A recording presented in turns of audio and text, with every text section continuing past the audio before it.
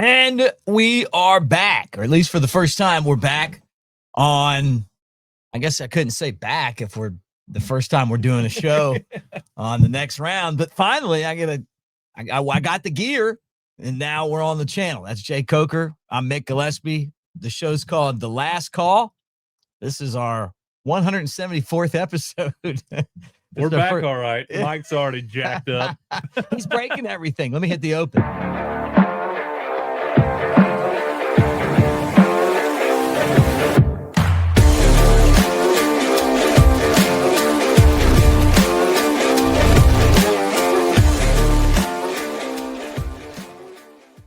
All right, welcome to the show, everybody. On the next round, that is, of course, Jay Coker, and I'm Mick Gillispie. We're in studio today, our debut episode of Last Call.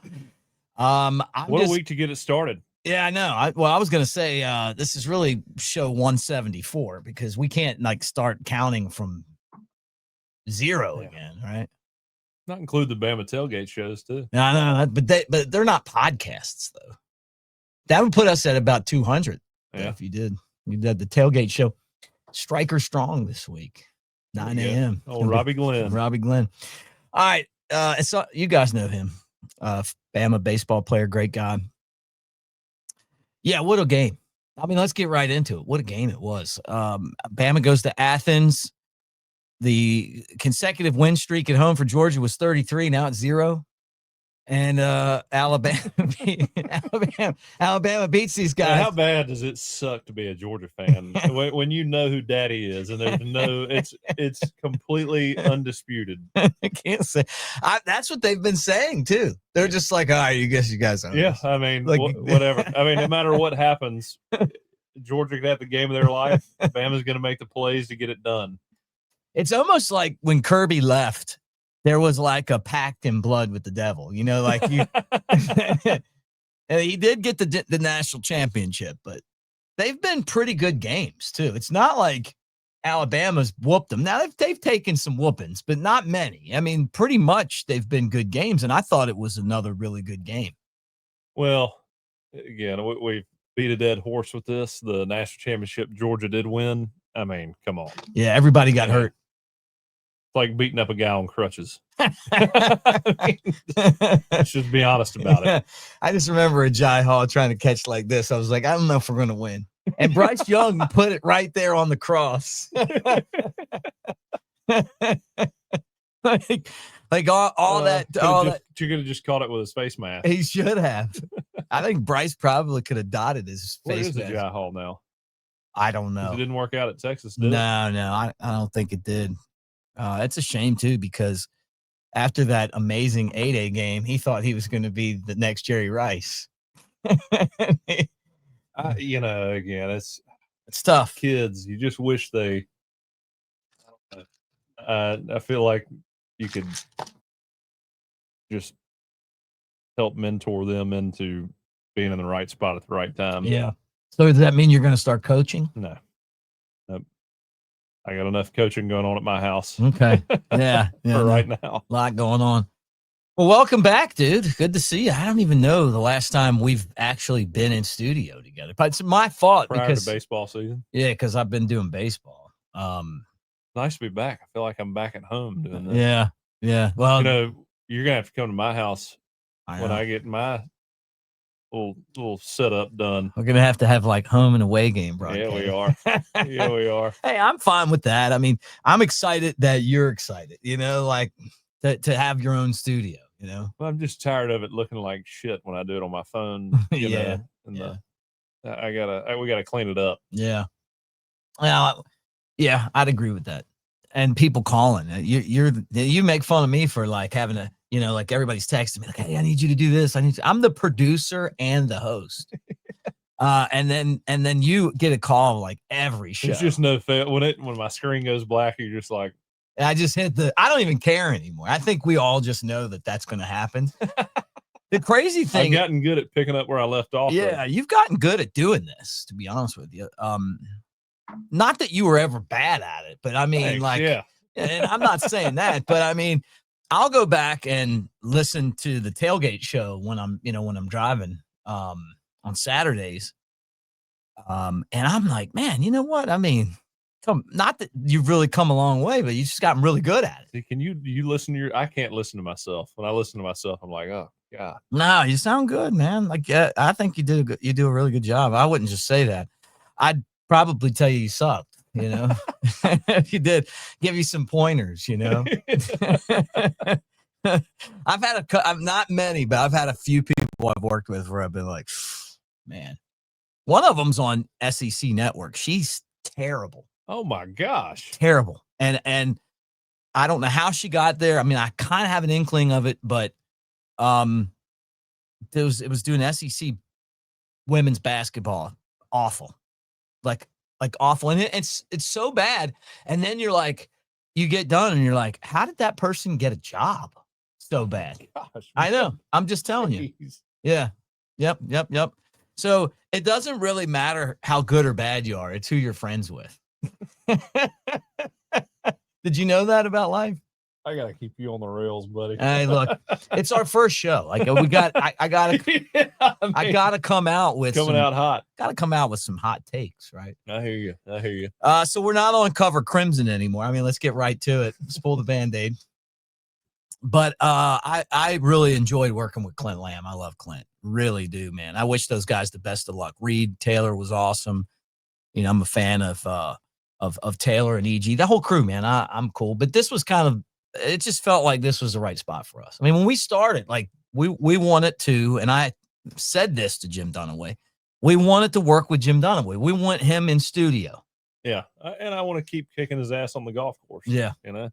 Yep. Taught him a lesson that first go around, and and I think he needs another tutoring session. He does. He talks a lot about golfing too. Like if you listen to the show, he's probably pretty good at watching it. Is he? Yeah. It's like, get done the show, get out on the course. Right. And I don't know, like we're gonna be at that golf tournament on Friday.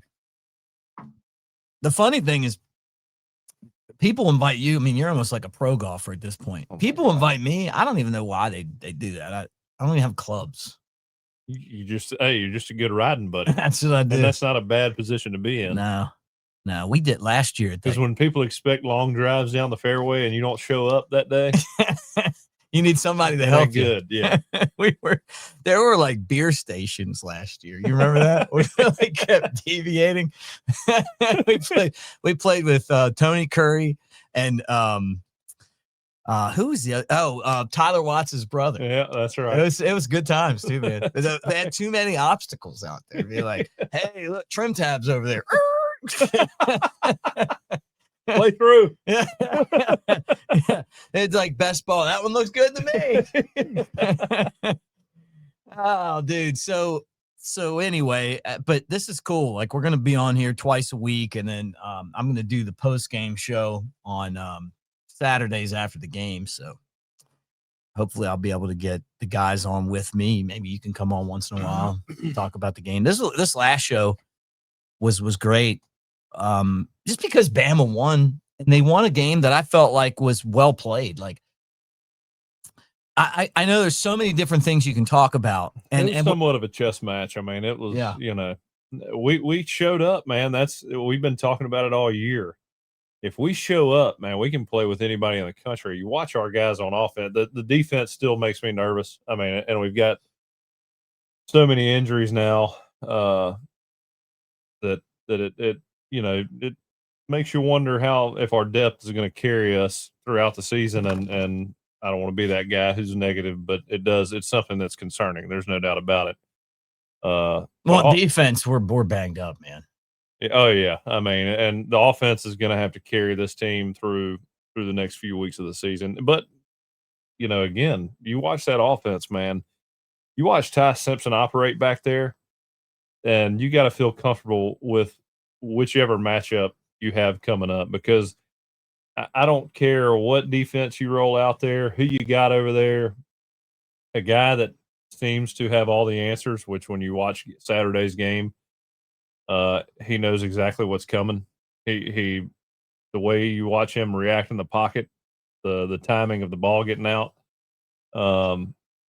it's going to be really hard to sack him. He knows how to get the ball out. Right. And again, those defenses, I mean, Kirby's trying to disguise a lot of those things. I was watching that cloud hole shot he threw to Isaiah Horton in the first half, right before the show started. I mean, you know, they disguise it, act like they're playing, you know, one high coverage, and they roll the DB to the safety back, cloud that side, and he hits Isaiah Horton right in the hole between the corner and the safety.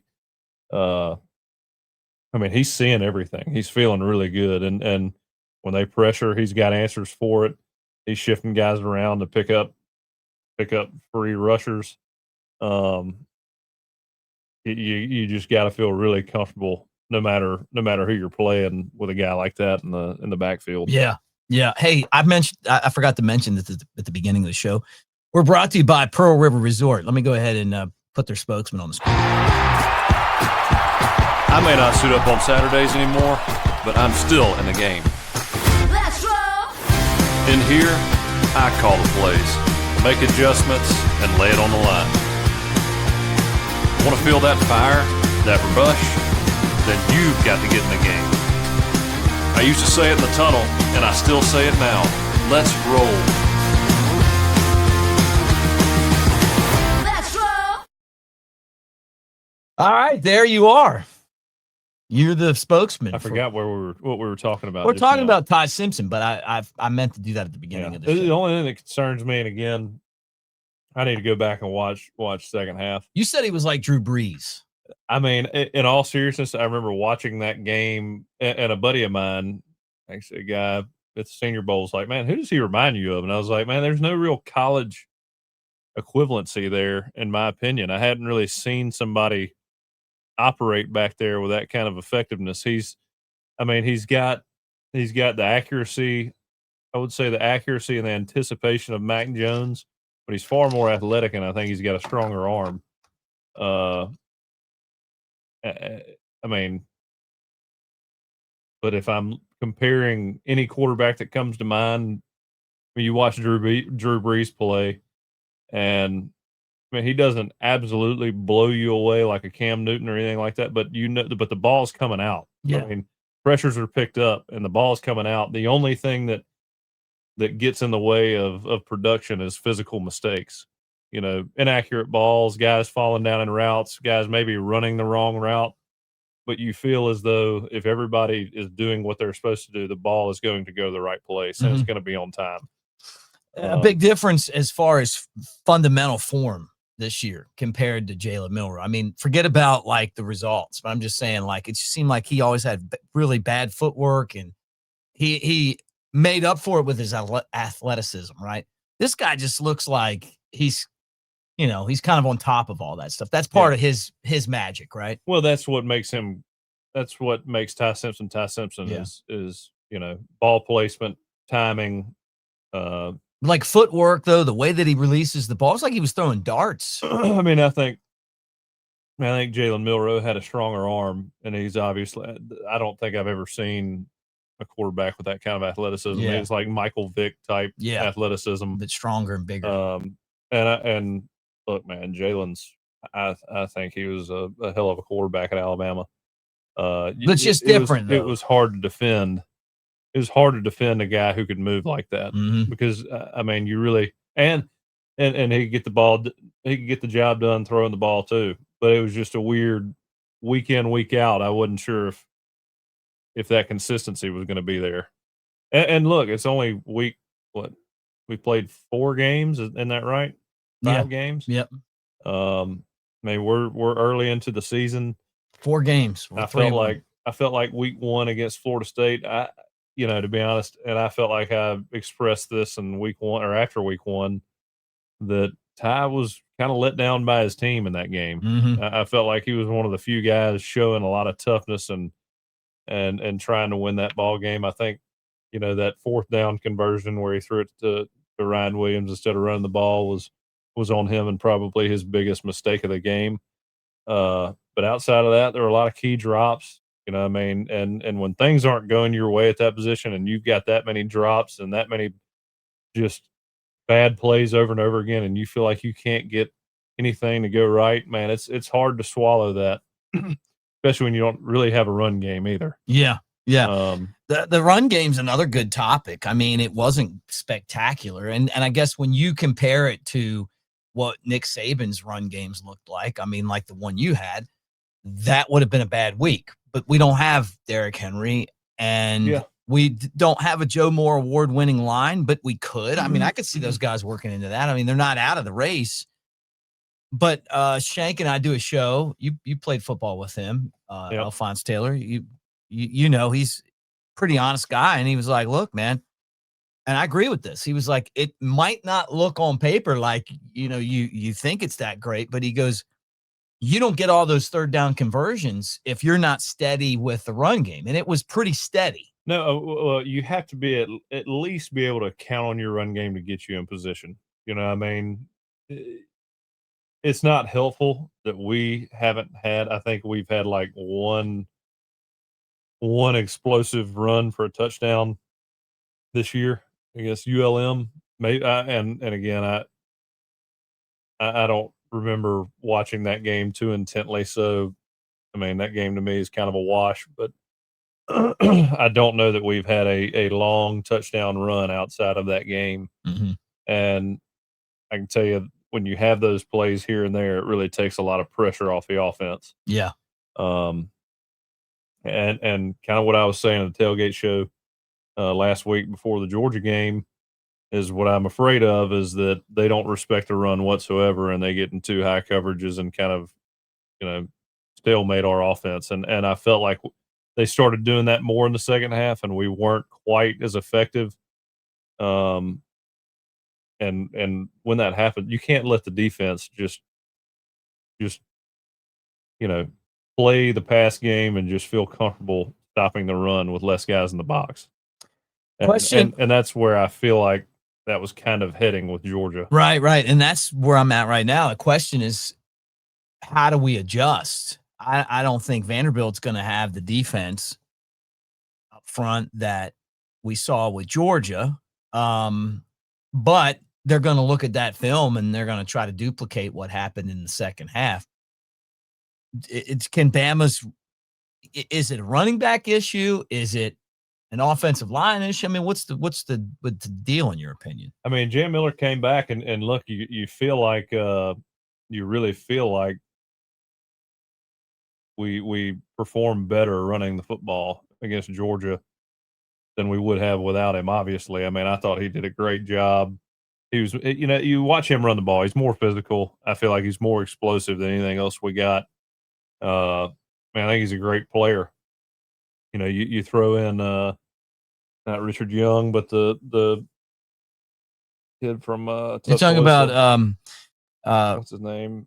He's Kevin Riley. Yeah, to me, he's probably got more speed. He's a little lighter, but it's nice to have him come in fresh and run the ball a little bit and make plays out of the backfield, catching the ball, get in empty with him, and he makes some plays. But you watch Georgia's long runs when they ran it to the hole on the long runs. A lot of times they'd run to the hole that the play was designated to run through, and our guys just getting pushed. I mean, you just see the flow. That offensive line just shoving people out of the way, and it's a clear lane to run through. And sometimes, you know, to me, one of our issues too is that when they have inside runs called, it's like, man, we buy in completely on that run and completely lose contain. They bounce and get 30, 40 yards, just not being able to contain and leverage the football. Right. So, I don't know. I think there's a lot of things that play there on, you know, offensively running the ball and then defensively stopping the run. Mm-hmm. I mean, it's again, we just beat Georgia 24-21. Like, I mean, we played well.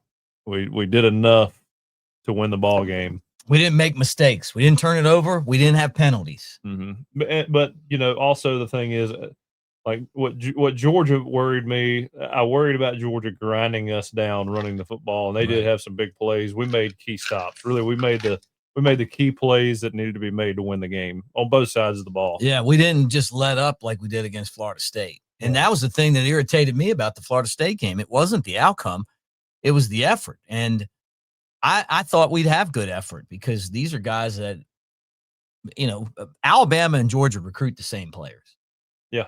There's as many guys on their team as on our team that could have been at either place. They play in all the football camps together. They're in all the all-star games. They grew up together, a lot of those players. They're not going into that game not playing, not giving an effort like they didn't against Florida State. I want to know what we do from here on out. I want to know what the effort is now that we've tasted success. There was a coach at Alabama. Guy was really good, and he used to talk about this thing called rat poison. And what he would say is when everybody's patting you on the back, that's when you need to worry. Yeah, I don't think you know that guy, but I still don't think people are talking about Alabama like we're like we're a top 5 team in the country. So you don't think it's a rat poison situation? And having lost to Vanderbilt last year, I feel like that's some added, some added motivation for this game, and it's game day. I mean, this is not a small game. Now, don't get me wrong. You can say what you want to say. No matter what, playing Vanderbilt, it's not like, you're playing Ohio State or Texas or, I mean, that's what college football is all about, playing those big storied rivalry games, or maybe not so much rivalry games, but games that are historically significant. And Vanderbilt doesn't have a whole lot of history, and they're still the underdog. But having lost last year, and I think these guys realizing kind of how close you are to your season completely unraveling, because again, this game means nothing if you lose to Vandy. You may make it in the playoff with 2 losses. Actually, you probably will. Right.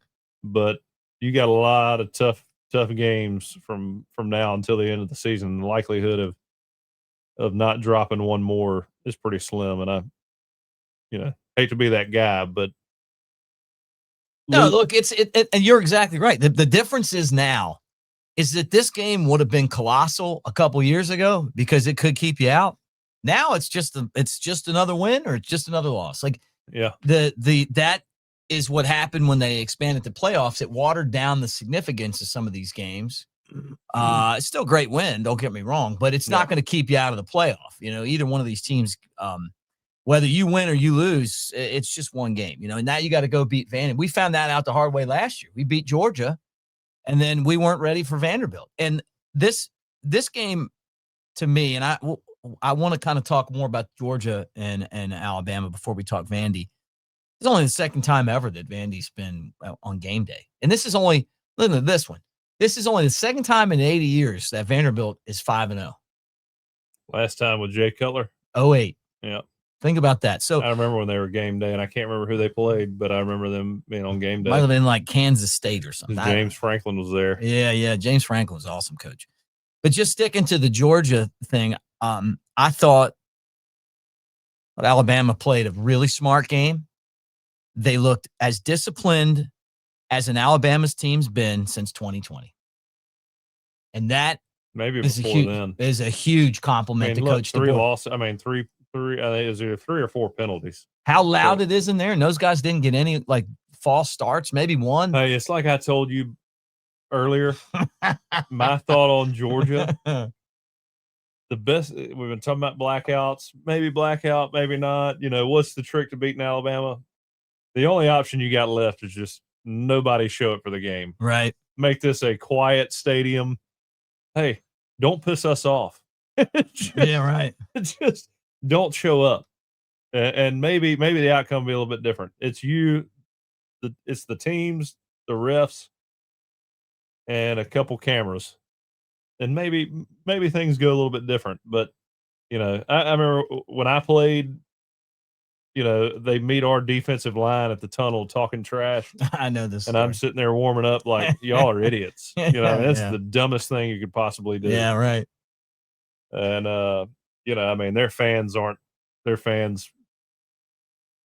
talk as much or more than any other fan base in the country. Right. So they don't help themselves out with teams who have a lot of talent. Yeah. Well, because it's one thing to it's one thing to piss off somebody who's not as good as you, but you piss off people who are as good or better Right. talent wise. Yeah. You never know what you're going to get. It's a dangerous can of worms to open up. Yep. Well, the whole thing now is going to be continuing that success, but I'm giving Jaylen Milro a huge compliment on having that team ready as an Alabama team's been. And Coach Saban, we all know this, we love him, but he was tailing off at the end. And I think that's why one of the reasons why he knew at 70 something, it was time to get out. Yeah. And I think we've all been a little critical of the effort. I don't think anybody that's an Alabama person, except that lady up in North Alabama that wanted to win the lottery to buy Jaylen Milro out. But the rest of us like him. I think he's a great dude. It is. Except her. She didn't like him. She says, And Greg Byrne. I'd give the money to Alabama to buy out Jaylen Milro, and then I might give some to the church. Priorities. God, there's so many things I want to talk about today. I got to get through this football game because there's some other topics that we got to get to today. But the discipline was there. It was a really well played game. They got gashed on some plays, but they chased guys down and they didn't give up the touchdowns. And then they forced Georgia to make more plays. I really like the effort. I didn't like some of the defenses. And look, man, I didn't play in the NFL. Some of my friends did. Some of your friends did. And I'm hearing from a lot of people from a lot of different angles that they're just not sold on the swarm.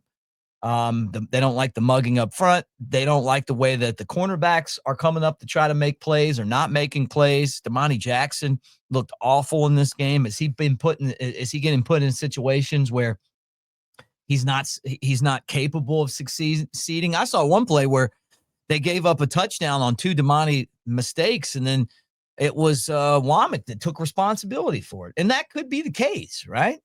Yeah. It's like, hey, that's all me, and I like that a coach does that. But then again, they only gave up 3 touchdowns and they won. So, I mean, they're one of the worst teams in football stopping the run right now. Did you know that? Yeah. It's like, let me look this up for you because I want to get this right because I screenshotted it just because I was like, are we for real here? Well, the thing about a lot of pre-snap movement and disguising things, a lot of times it puts you in bad positions. I mean, it just guys aren't where they're supposed to be. You try to do too much. You lose a step, obviously. And as a quarterback, when you got guys moving around, got guys double mugged, I mean, it muddles the look of who the mic should be. Are we hot? Are we not? Are they dropping a D lineman or a linebacker who looks to be rushing? I mean, and then bring somebody else. Is it a simulated pressure? I mean, you talk about your hots all the time. Those 2 guys come, but they drop somebody from the same side, and you're not hot anymore, but they run their hot routes. I mean, it creates a lot of confusion. It's on the next round. It works. When it doesn't, it's bad. I mean, it's catastrophic sometimes. Next round had the graphic. Bama's rushing defense is 90th in the country, giving up 160.5 yards per game. And Vandy's rushing offense, their scoring offense, rushing offense for them is, if I got it here right, this is going to be is 18th, and they're running for like 223 yards a game, and this is going to be Florida State's offense. I mean, it's going to be as close to Gus Malzahn as you've seen all year. Mm-hmm. So what they're going to have to do is basically we're going to have to score a bunch of points. I think that's the way that this team's going to win, especially with all of these guys that are hurt right now, and it's like a group of. It's not just that you got players that are hurt. That always happens. But this is some of your best players that are hurt right now on the defensive side of the ball. Let me run down. Jamarian Latham, neck injury. Don't know if he's coming back this year. Quay Rusaw's a foot coming back at some point, but had surgery. Jeremiah Beeman out for the year too. I mean, that's 3 dudes right there, kind of in that same area of the field, Yep. Tim Keenan came back, but he was limited. And it's going to be guys who might not have expected to be kind of, relied on this early that are going to have to make plays now. You're rolling in now, and this is the difference between NIL transfer portal time or era versus back in the old days when, man, you had sometimes you'd have 3 or 4 guys in one position room that were going in the top 3 rounds. Right. That Alabama and Coach Saban's heyday, you had guys that people didn't really know much about that ended up getting drafted in the 4th round. Yeah. But they had that coaching, that experience, that time to learn and develop. Nowadays, I don't know how long all these guys have been here. It's so hard to keep up with everybody that's in and out. Yeah, and how they're going to be used, right? Yeah. And it's hard to throw together a roster and I mean year by year and figure out how all these guys are going to work together and be interchangeable. Quay Russaw, right? You're looking at Yanze Pierre, a redshirt sophomore. He saw a lot of snaps at the Wolf position. You know him, right? Justin Hill, true freshman, 21 snaps against Georgia, and Noah Carter, who's is a redshirt freshman. I remember when we got both of these guys to commit. Do you want something to go with that tequila? No, you sure? You don't want me to? You don't want me to put an order in for something? Mm-mm. Maestro DeBello. Not up to stand. Good. Okay. Yeah. So Bama's going to have to figure it out, and Vandy is they're just dangerous. I mean, 5-0, they're a good team. Oh, they're in the perfect position to be dangerous. Still under the radar, but people kind of think they're good. Look at what they've done, though. I mean, they're destroying. Yeah, but teams. I looked at their schedule this morning. It's not very impressive. Virginia Tech and South Carolina was ranked in the top 10. Virginia Tech got their ass beat by what, Creighton? Did they? I thought it was Old Dominion. They fired their coach. I thought it was Old Dominion. Old Dominion. I know with you hear Old Dominion, you're thinking country group. I'm thinking of the NCAA basketball tournament. And they gave up a lot of points to Utah State too. Now I know Utah State. They still blew them out. What, 17 points? Okay, so basically you're saying don't worry about it. We got this. Man, I feel pretty good about it. I'm at 80-20 on it. I like this. I like this because I'm worried, man. Well, I said on the tailgate show last Friday, I said I'm more worried about Vandy than I'm Georgia. Go to church, buddy. Get a dog. Come here, buddy.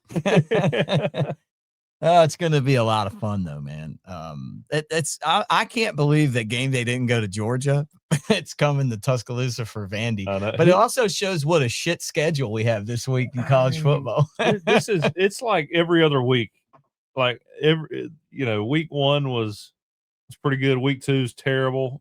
Week 3 was great. Week 4 terrible. Week 5 great. The big games this week. Bama Vandy, right? 10 versus 16. And then let me make sure. Yeah, this is top 25. Any more ranked teams? No. Texas at Florida is interesting. What time are we playing? 2:30? Yeah. Texas Tech against Houston. Houston's undefeated. Texas Tech's number 11, but and then Miami and Florida State go head to head in Tallahassee. How is that not game day? 3 versus 18. I think that they looked at it and they said, you know what? We haven't done a Vandy game in so long. And they do try to kind of spread it out. Too. I'm sure they like going to Bama. Well, I mean, it's the perfect city for game day. I mean, just we got statues and championships and walks of fame. Innisfree. We do our show. Hey, you guys, we're gonna have a double header of shows when Bama plays Oklahoma. You guys need to come to Innisfree. because the next round's going first, and then we're coming right on after. It's going to be a lot of fun. It's just going to be a zoo, man. Maybe we can get Dunaway to hang out a little later and jump on with us. That'd be fun though. Anyway, so make plans. We do our show on Friday, the tailgate show. So you're not that worried about Vanderbilt, Diego I'm not Pavida. as worried. I mean, I'm you know, I don't feel great about it because of what happened last year. But also, you think about last year, the amount of we're down 14-zip fast. I mean, it was one of those games where it was like, I mean, pick six right off the bat. I think we had, I don't know how many fumbles. I don't know how many interceptions we had. I think we have 2 pick sixes. I don't think we had 2 pick six. I'll look at the box score. I remember the one at the beginning of the game. I'd look it up, but I don't have any. I got it. Any service in here. Yeah, try talking out here in Montrose. Like, we don't have phone service. It's like, yeah, I don't know why. Like, I get 1 bar on my phone out here. It's like not good. Even the Wi-Fi is not working for me. Well, then that's on you. We wouldn't have a show if we didn't have Wi-Fi. Let me find this. Yeah, here we go. Okay, how many turnovers? They had 418 yards on us last year. Good God. Well, you don't know how good teams are right now still. Right. I mean, Georgia almost loses to Tennessee. Tennessee almost loses to Mississippi State. We had 1 fumble and 1. I remember it was like I remember the Milro at the end of the game. Yeah, Milro got stripped, and then he threw an interception, right? But was there a kickoff or a punt return for touch? I thought there was another weird 1 interception. They went for it on 4th down. You remember that play? And then the guy threw the ball, the fingertip catch. I mean, it was like nothing went right for us. I mean, we were joking around about playing Vanderbilt. You were joking around. I said we could lose, and everybody was making fun of me. The headline of my show with Mike Johnson the day before was Vandy can beat us. But then you guys got on stage. We were at Live Oak in Nashville. A few drinks in, I thought, we're going to kick their ass. We had a special guest. I mean, Preston's neighbor was a coach there, and he was. We had a special guest picker and Preston Dial from the 09 team, and he was like, he had me convinced that we were gonna win that game. Old Neil, what was the nickname Pendry gave him? Leroy. Leroy. Was it Leroy? Eugene. Yeah, Eugene. There it is. Yeah, Eugene. You have to go back to the Elephant in the Room archives to hear that story. Well, I asked Mike about that the other day, Mike Johnson. He said he used Eugene as everybody's middle name. Jake Eugene Coker. because Eugene was the dumbest son of a bitch in West Virginia. Oh man, we might get fired our first day on the next round. Like, these guys come on, they bring their show, episode 174. This is really a Lance Taylor show right here. Where's Lance? We're sponsored by Lance. Yeah. Lance's lock. Lance's lock is that we're gonna probably say a few slips are gonna come out. All right, so I mean, not a subtle change of pace, but a huge change of pace. How about Paul Finebomb saying that he might run for, or people saying that he might run for Senate? Alabama. Everybody. Yeah, I thought it was. Could it be Bruce Pearl against Paul Finebomb? I mean, how funny would that be? Oh my God! Who I know? I'm going to tell you. I know who you would vote for. You'd vote for Bruce Pearl, yeah, because you love Bruce Pearl. I'd probably vote for Bruce Pearl. But I'll tell you what, I've had lunch with Bruce Pearl. I like Bruce Pearl. You've said that. I think we all kind of respect him, even if I mean, he was one of the most fun opposition coaches Auburn's ever had. Oh yeah, because you could give him a hard time and he'd give it back, and it was fun. I don't know if it's nepotism or not, but I saw who got the job. Well, yeah, but I mean, it was his son. What are you going to do if you're Auburn? Yeah, they're not very good at picking head coaches outside of Bruce Pearl. How about the pressure on? I say that, But how about the pressure on that kid to succeed, though? I mean, Yeah, I mean, but I'm sure he's getting a pretty good payday, and it'll all work out. There was a guy named Bobby Knight, and his son got the job at Texas Tech when he left. It didn't go too well. So we'll see. Maybe he's the, but some of these guys, like their dads are coaches and they turn out to be great coaches, Yeah. I mean, look, seems like he's pretty knowledgeable. I've seen him on the next round has him on all the time. Yeah, I know. But he does a great job. Between you and me, though, I'll take Nate Oates. I don't want to say that too loud. I don't want Nate's kid. I mean, no offense, even if Nate's kid was like an assistant coach. I'm with you. But I love though that Paul was like, look, man, the Charlie Kirk thing happened and it really struck a chord with him, because I feel the same way. I mean, I've thought about that so much since it happened. I mean, that ruined my day.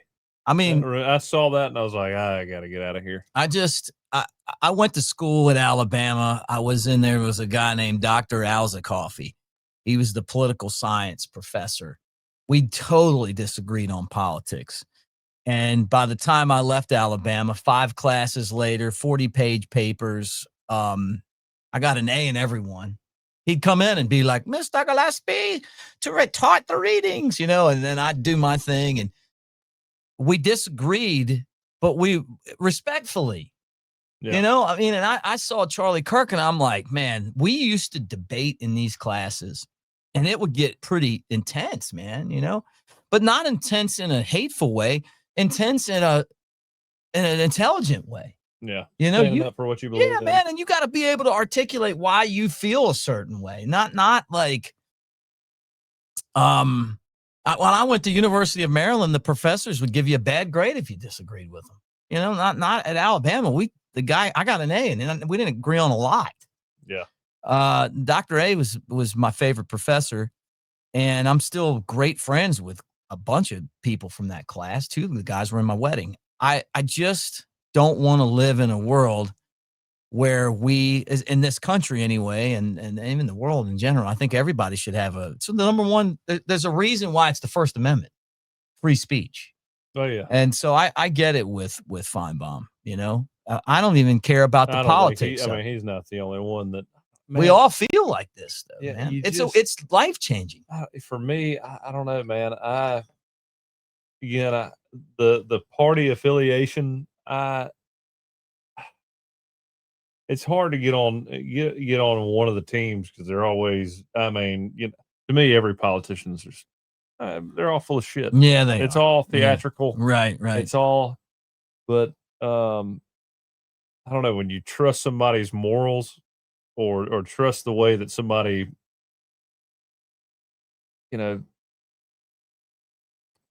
how they act towards people, how they treat other people. Mm-hmm. Are they going to do the right thing when the pressure's on? And are they going to stand up for what they believe in? Right. If I feel like I know where you stand and you're gonna make a decision that is based in fact and based in morality, it's hard for me to not respect that and support you. Right. It takes a lot to put your neck out there and even run for these. Oh my God. Man. There's going to be people that are going to be mad at us for talking about this. Yeah. I watched Charlie Kirk and you can say what you want about the delivery of some of the messages, but I agreed with a lot of what he said. I don't know if I've got, and it makes you question whether you've got the backbone to stand for a lot of those things the way that he stood for them. Right. But I don't, again, you watch all the stuff that's taken out of context. That's the problem I have with it. And I deep down, you watch some of these cut-ups and you're like, deep down, I don't think, well, you watch the whole thing and you realize what he's talking about. Yeah, right. Well, it's easy to, basically turn anybody into a straw man. You can just, basically take one piece of their argument and then say, hey, they said this, and because of that, they're this, right? It's harder to go and debate somebody and have a real debate. You know, there's a guy that works for the Tampa Bay Rays, Chris Adamswall. He's and me are good friends. He's on the other side of the political spectrum. We've had a lot of debate over politics, and it's always funny because we always turn it into like a fun thing, you know? Yeah. But he's smart, you know, like he's really smart. Like might not agree, but you know what? I know where he's coming from. Yeah. And I think the problem that you have with some of this stuff is like, you know, a lot of people, and I think this is on both sides. And this is because, look, I went to college for this. I know this stuff really well. I don't do it. I mean, I didn't go to college for sports broadcasting until grad school. Went to undergrad for politics. Is just a lot of people just don't do their own homework, you know? And then there's a handful of both sides that just pick a couple things and just look for a reaction instead of really getting into what the crux of the debate is. It's hard to get through a lot of that stuff for somebody, especially if you work and you got kids, you know, like, what are they really saying? I don't know.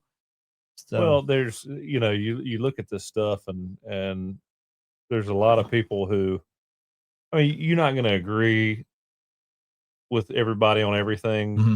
You're not going to disagree with everything that they say, or at least if you disagree with everything they say, I mean, that's a very unique situation. But, you know, to me, there's people on the right, people on the left where I mean, I could go ahead and tell you, Bill Maher and I would never, I don't think we'd ever really agree on much of anything. But you have a hell of a show and a good time with him. Yeah, and I like him. I respect him for saying what he's, you know, for standing up for the things he believes in without encroaching on other people. And I feel like he treats people the right way. I do too. You know, I just we can't get to a point where people are afraid to share their opinion.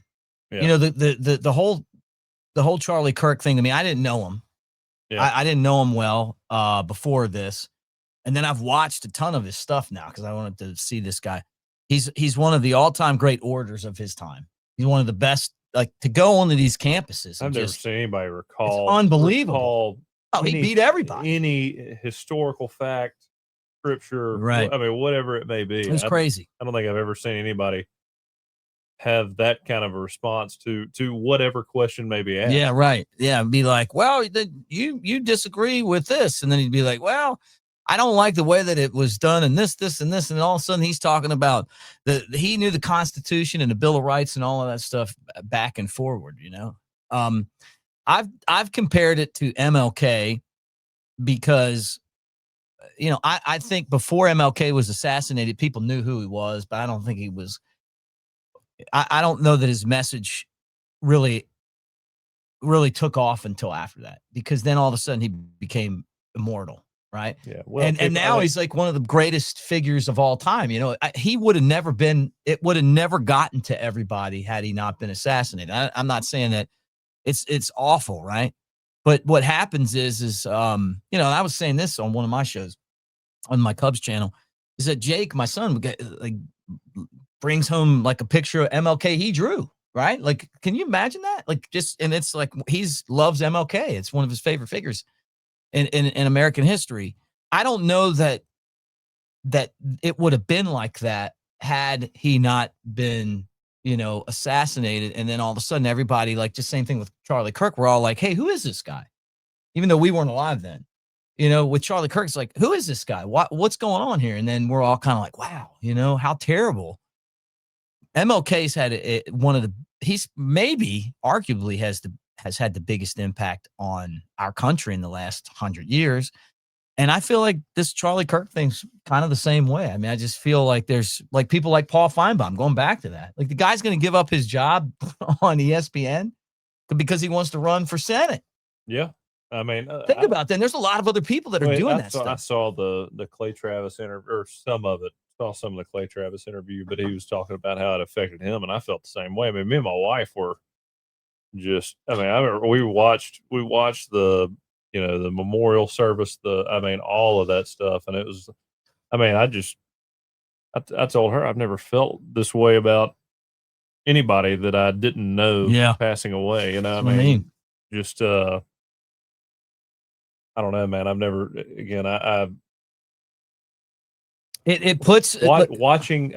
I got that video sent to me without knowing anything about what it was, and I watched it kind of expecting a Charlie Kirk short. I just you're sitting there, I send you a link, click on it, and I had no idea what I was about to see, and it just, I mean, I remember calling my wife, my coworkers were in my office. It was like, I mean, it was just a solemn, sad moment, and I still just can't even believe we've gotten to this. Of course, I wasn't alive for MLK, and I know we've been here before, but man, it's just hard to believe that we've gotten to this moment in time where it's gotten so out of hand with the rhetoric and everything else. Yeah, but that's how it was back then too.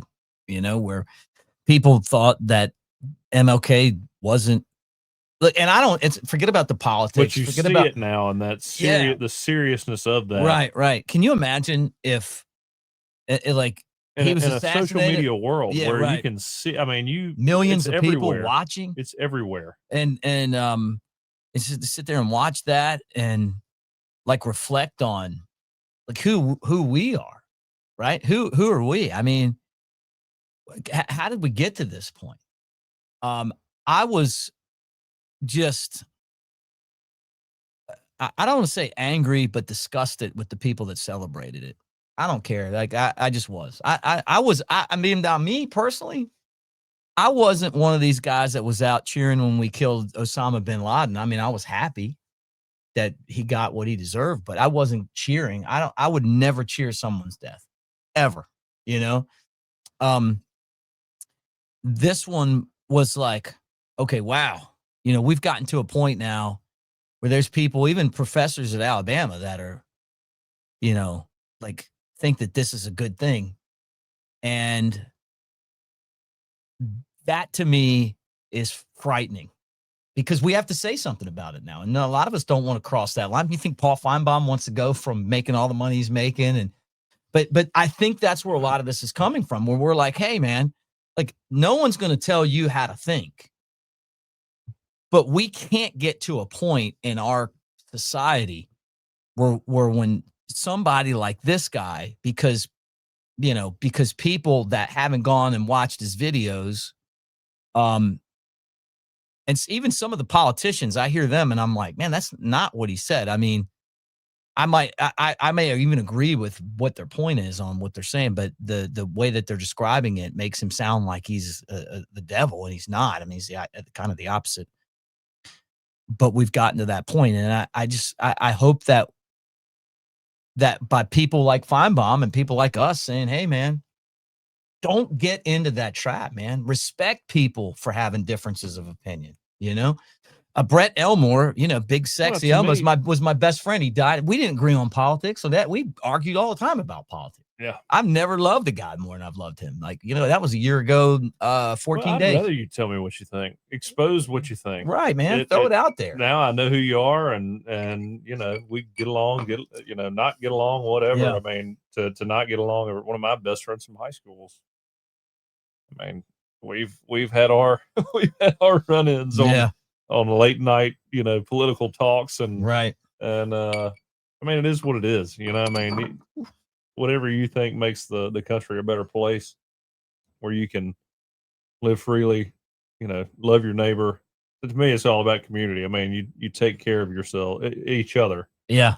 And God, at the end of the day, that's all I want. Yeah. I'm just passionate about this country, man. I mean, I don't get on here and ever talk about the way I grew up, but, I'm so lucky that I lived in a place where the starting line wasn't the same for me as it was for a lot of people financially and, and all that stuff. But I got the race. Yeah. That's what America is. Like, that's the bootstraps. Get out of my damn way and let me play in this game. There's a lot of places where it's not like that. Yeah. And I look back on the accomplishments that I've been able to have, some that I'd like to have, that I haven't achieved, and things that I have done. And I'm just so grateful that I live here. And that's, to me, what the best thing about our country is, man. I mean, I had a conversation about this on the way over there, or on the way over here. About how much politicians drive me crazy. Yeah, You know, it's yeah. like I mean, it's all theatrical and you know, I know everybody knows there's corruption everywhere. Like it's gonna happen. And does it bother me? Yes. But what are you gonna do? Like, I mean, replace those guys with other corrupt politicians. Yeah, right. I mean, as long as I've got the ability to go out there and either make it on my own or just completely fail on my own, and it's you know, I've got a genuine attempt, I'm good. Yeah, right. I think that's all we really want, you know, and it's been Where you can say, you know, it's all on me. yeah. I love that about our country, man. And honestly, I feel like that was one of the things that Charlie Kirk talked about a lot, but just worth talking about. I know some of you guys are like, hey, you know, I don't like talking about this stuff, then turn it off. Sorry. Yeah. Welcome to the next round, guys. This is the last call. This is the last. It's totally different show. Totally different show. Oh my God, man! It's just all, you know. It's awesome to be able to. I don't know, man. It makes you realize how short life is, or how short life can be. And you know, Saturday I'm watching the game with my family, my friends. Weekend I'll be watching the game again with more family and friends. You know, you can go out there and make as much money as you want to make, all that stuff, but man, hold those people close to you tight. Yeah, that's a true message, man. I mean, my friends, my family, I'd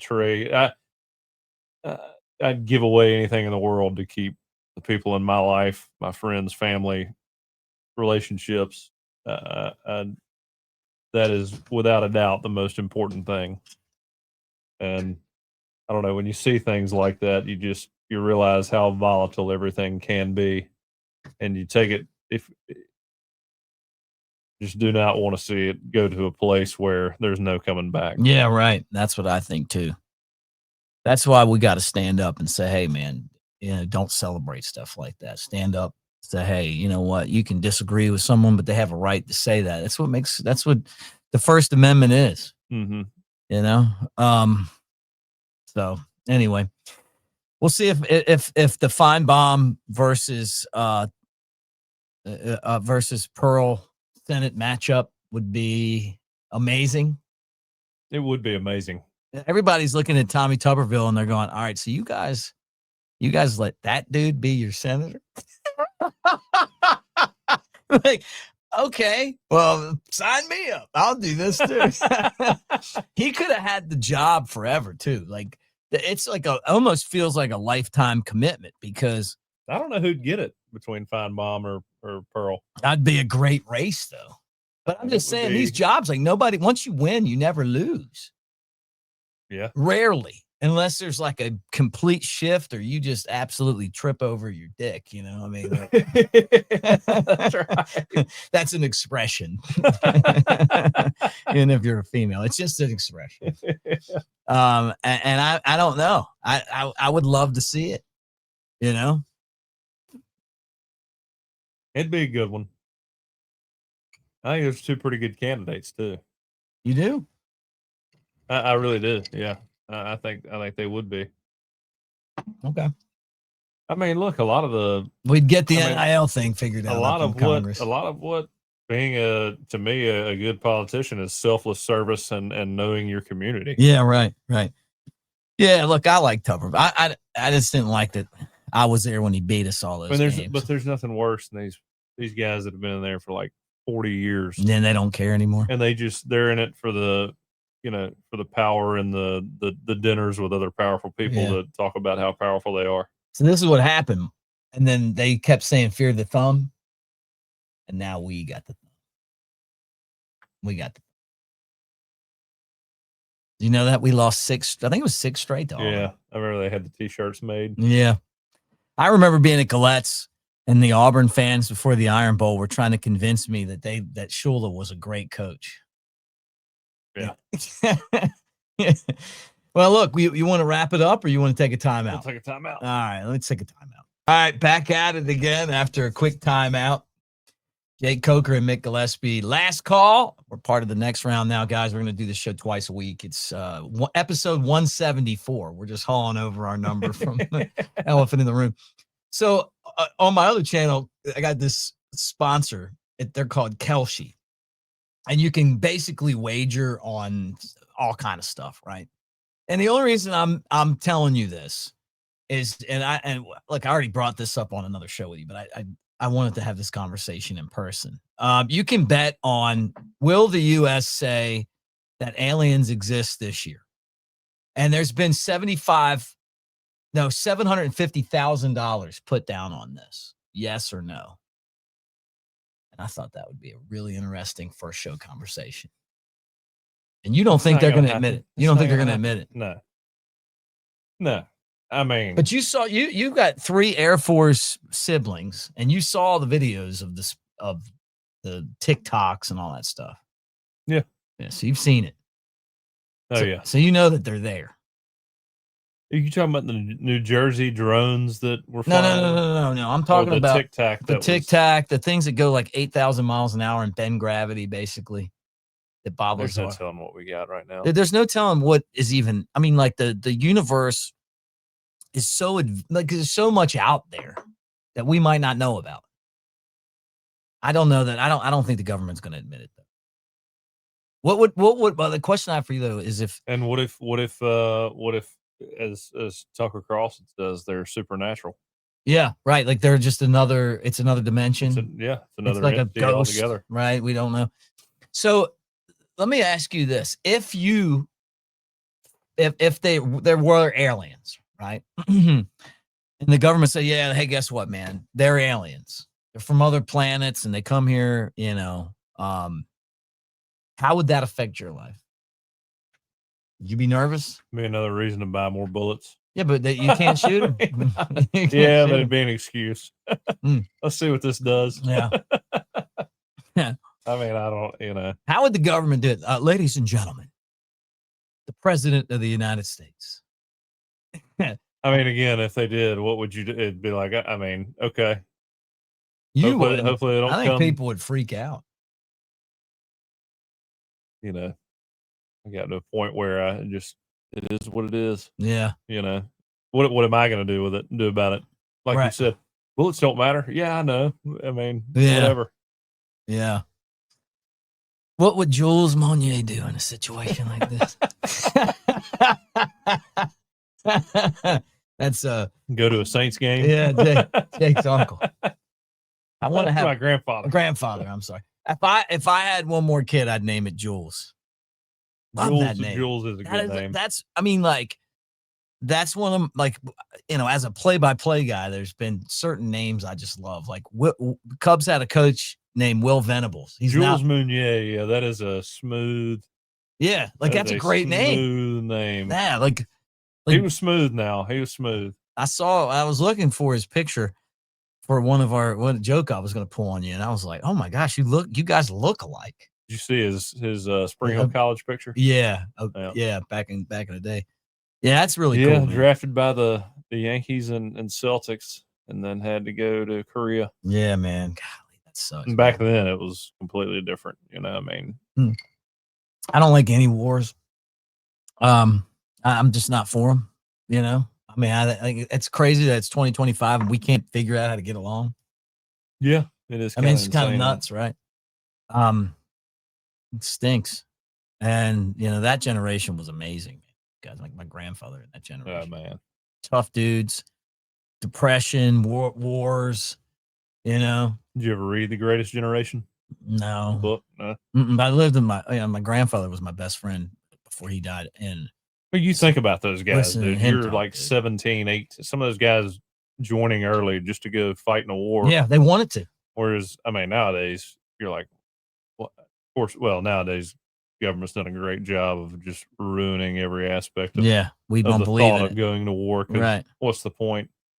I've always loved And I hate to say it like that. no, but I've Like, always loved Muhammad Ali. I mean, even since I was a kid, and one of the things I loved is that he stood up against the Vietnam War. I just thought, and my dad was somebody that was a part of that.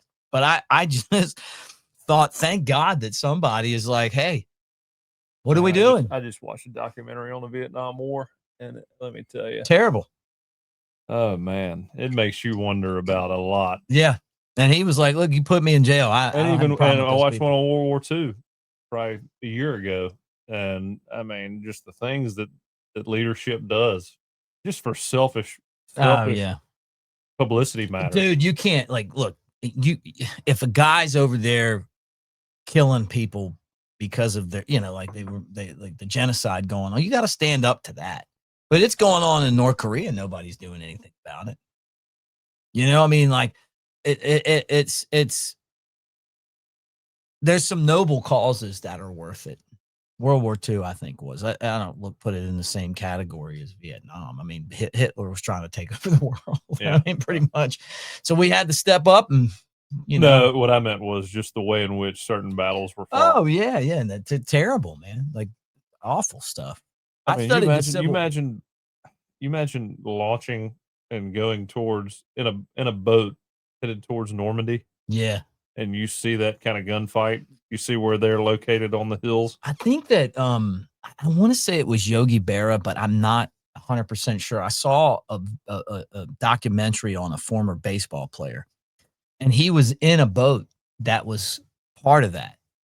And if it was Yogi, he was the guy that opened up the door once the ship got close enough for those guys to run. He was like that. Everybody got killed. Like they were just, I mean, like guy right next to him getting shot, like people just getting shot. They just ran out on the beach and got killed. And just kept going, Yep. Because that's what the country needed them to do, man. You took that generation, man. Great dudes.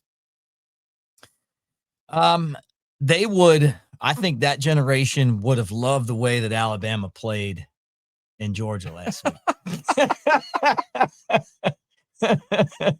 I'm trying to bring us back to football. I was during the break. And you really wanted to go here. Yeah, look, it's our first show back. We haven't been in studio together in months. Yeah, y'all get the hang of this show. Yeah, or you're gonna complain. Yeah. We don't have a contract, so it could be a short-lived we'll see. But the cool thing is we love our next round gear. So we actually get to wear it now and like be part of the team. I need some more. That looks like a new oh no, that's a band. Where's my tailgate show shirt? You want one of these? Okay. You can have this one. To get back to the football though, or in all seriousness. Yeah. Let's get back to it. You watch these games and you watch Ole Miss LSU. Pretty competitive game, and I don't come away watching that game that either one's elite. No, everybody's beatable, man. And I don't think there's an elite team out there anymore. Because all the depth's been sucked up by. Yeah, I mean, I don't think you're ever. I can't remember who I was talking to, but I don't think you're ever going to see an undefeated team ever again. Well, it's a different, but it really is different now. Now it's not about going undefeated. It's about getting to the college football playoff. Yeah, and then winning it, right? And I agree with you on that. All right, so final topic, I guess, on the last call. First episode, but really 170. What are we looking at with this Vanderbilt Alabama game? And we're going to get back together later this week, so I guess we don't have to really get into it too much, but I gotta go watch I gotta go watch some Vanderbilt because when I watched it last year, I remember seeing a bunch of RPOs, a bunch of a lot of horizontal short passes. I mean, kept defenses on their toes, kept them spread out where you could really isolate the defense and do what you wanted to do with them. Right. And with a guy like Diego Pavia, who, I mean, there's no doubt who the leader is on that team. Right. And he can throw the ball, he can run the ball. They're going to score some points. I mean, they just are. But I don't have that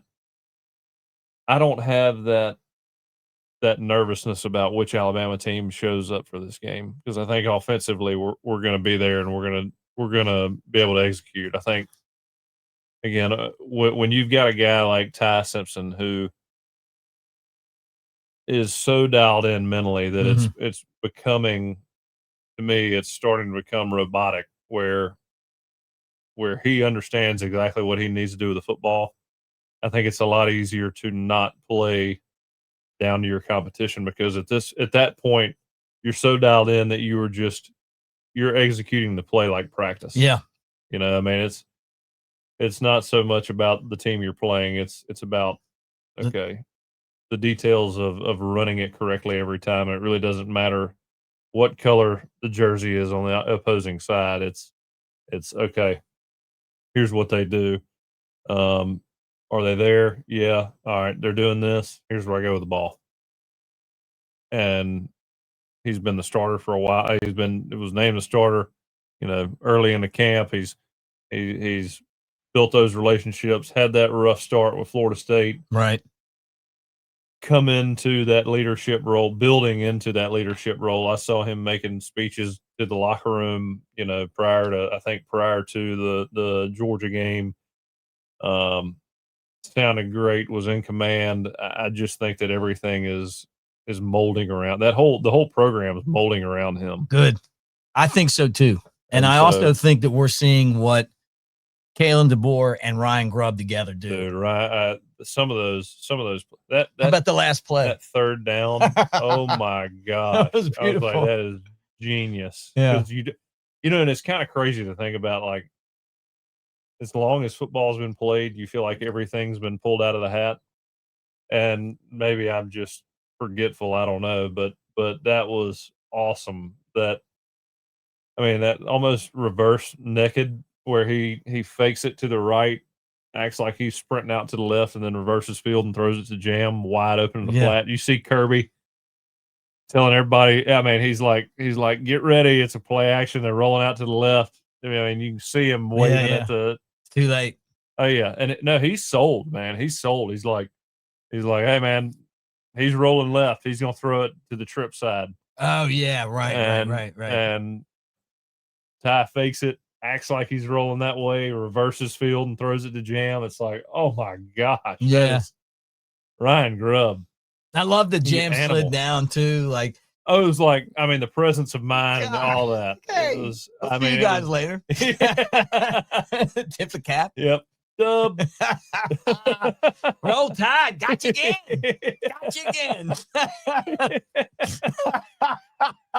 This was the one, though. You want some more? Yeah, you want some more? This is the one where they, like all these other ones, like they're always coming out of there like, you know, why we would have done this. This was the one where they just realized like, we just don't want to play these guys. Yeah. You know? And I saw Aaron Murray talking about it on an interview. He goes, you know, at some point this is really going to affect Georgia's players, because just the hint of any momentum that Alabama has, you're going to think, okay, do we have enough in the tank to beat Alabama? Yeah, like, right. At some point it's going to creep in, which I think it's already there. Like, we're in their head. I think it's already there. You're not Alabama. Yeah, no, you're not. You're not. Well, man, this is great.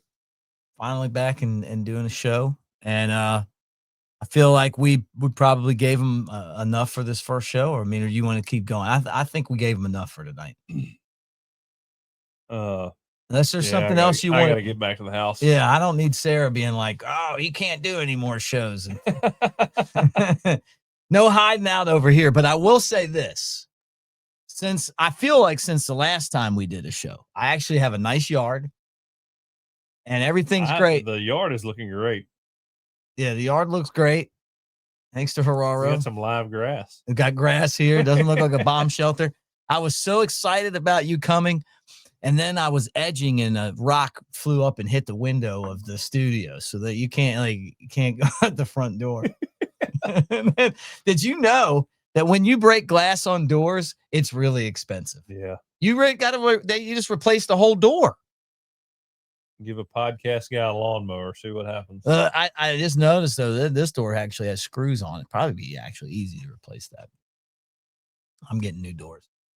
Yeah. I've got Yeah, notice y'all replaced the doors on the back of the house. I did. I was like, hey, is Ryan coming he is. to look at these doors? He too? is. He is. 22 builds.